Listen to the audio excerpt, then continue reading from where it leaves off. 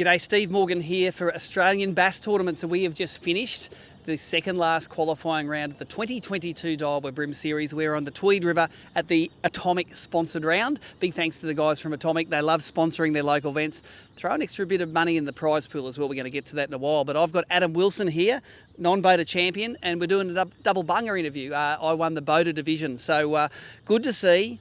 Won by locals, because yesterday it was looking pretty scary, wasn't it? Because a couple of Victorians were leading the boater division, but I think you were leading the non-boaters, Adam. Yeah. Had a cracker day yesterday. You put nearly 2 kilos in the boat yesterday. I did, yeah. Pretty much fishing canals and pretty much just aquas, pontoons and rock walls. And yesterday was, just one unreal session with the aquas, it's one of those days. The aqua's very popular this weekend. How are you fishing your aqua? Yesterday fishing weedless, just with a worm hook. Yep. We same as normal, just throwing under structure, pontoons. Yep. Yeah, but they were also spread amongst the canals. Also a few on the trawlers as well. Yep. You said you caught a lot of fish on day one with Byron. How many fish do you think? You said 40 or 50 fish for the day. The boat of it, we would have put 40, 50 fish across the boat and lost a lot more. With aquas, the hook rate's not always awesome. So you've really got to rip into them to hook them. Take us through the outfit that you fish your aquas on. So this is today's outfit, because I was fishing opposite day today, fishing deep water. I caught mostly fish on cranker crabs and also aqua. I've just jighead rigged aqua. That's something I haven't seen much. Yeah. This is the first time I've done it today, and it actually caught one fish for me today, so it was something different. Take us through the outfit. Yeah, so JML Dragon rod. This is what the rod I caught all my the fish on yesterday, and a Daiwa spin reel. Yep.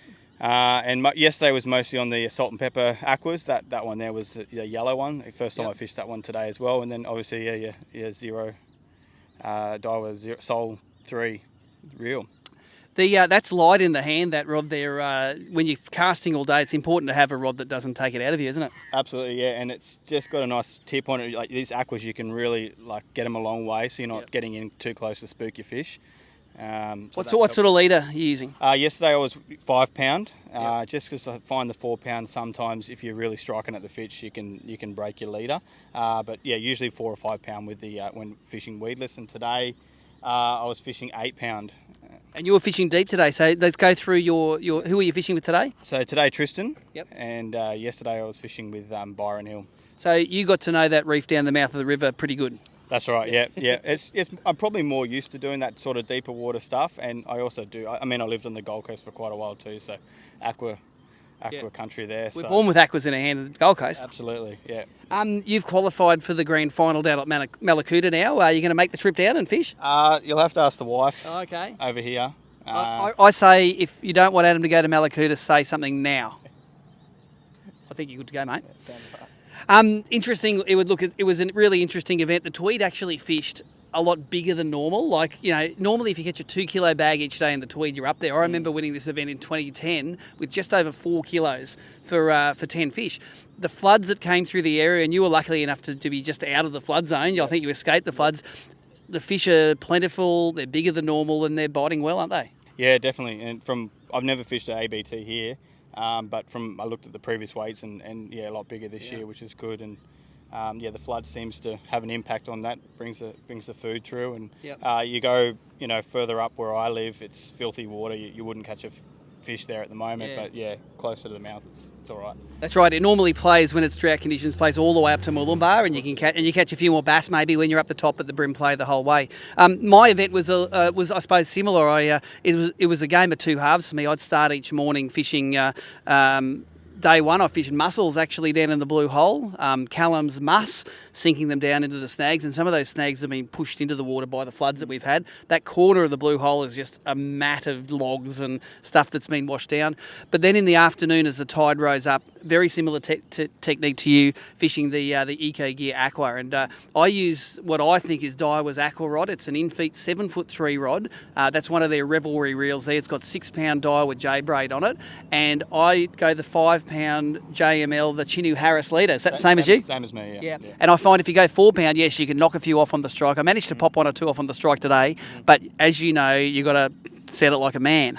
That's right. Shell Byron. That's it. But this morning was, I suppose, I was sitting in 13th. I wasn't leading like you were. I was sitting in 13th this morning with around 2.5 kilos. I had a dream start this morning. I believe in the sponsor karma thing. I put my Atomic shirt on top of my Buck and Bass one here, and I go, let's throw the Atomic crank. So I was starting off with a muddy prawn, and I used some of Tim's prawn, and I ended up fishing this one, which is one of their new colours. I'm not exactly sure what it is. You know what colour that is? No. No, it's just a new one. And I literally pulled up about 500 metres downstream.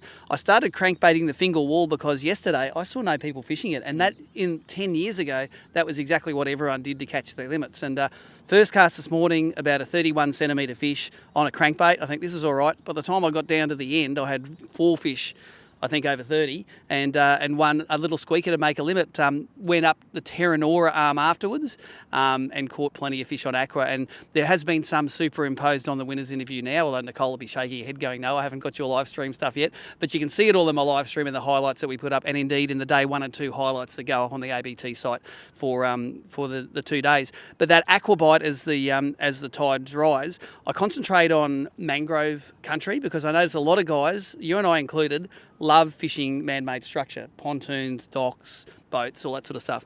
And I find that those natural banks actually get left alone a lot.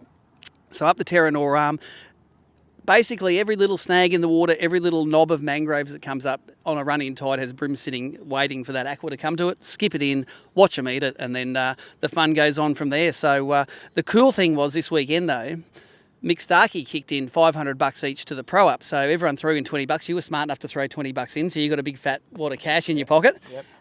And I pro'd up as well, but Mick threw another 500. But he said he put another 500 in if you could document that you caught a fish on an atomic lure, and it couldn't just be an atomic jig head in something else. It couldn't be a seeker and an aqua. No. So that crankbait this morning, I got some very valuable video footage. I'm going to send Mike there, and I think that's the most satisfying part of the weekend for me.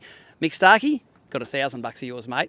I love it. So we have one round left to go in the ABT Daiwa BREAM series this year. It's at Gladstone. It's in another month or two. We've got a little bit of a break from BREAM at the moment. And after that event, the grand final field will be finished. Your missus still hasn't said you can't go to Malakuta, so I'm counting you as in, Adam. And we will catch up with you at Gladstone. And after Gladstone, Barra kicks off. And we all love Barras.